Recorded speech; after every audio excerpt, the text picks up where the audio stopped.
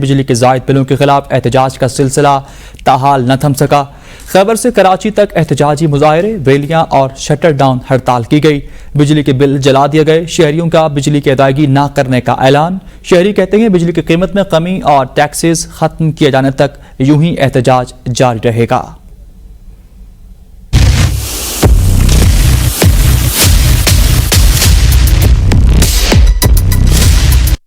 रावलपिंडी मरी रोड पर बिजली बिलों में जालिमाना इजाफे के खिलाफ एहतजाज। मरी रोड पर ट्रैफिक का निजाम दरहम बरहम हो गया। मुजाहिरीन ने हुकूमत से बिजली के बिलों में रिलीफ फराहम करने का मुतालबा किया। चौक यादगार पेशावर में एहतजाज के दौरान मुजाहिरीन ने बिजली के बिल फाड़ कर जला दिए और नारेबाजी की। पेशावर के डबगरी गार्डन चौक में भी एहतजाजी मुजाहिरा किया गया। कोयटा में बिजली बिलों में इजाफे के खिलाफ अंजुमन ताजरान की जानिब से एहतजाज किया गया। मुजाहिरीन ने प्लेकार्ड्स उठाकर हुकूमत के खिलाफ सख्त नारेबाजी की। मुल्तान में जायद बिजली बिलों के खिलाफ शहरियों ने अनोखा एहतजाज रिकॉर्ड करवाया। मुजाहिरीन ने ढोल की थाप पर महंगी बिजली के खिलाफ नारे लगाए।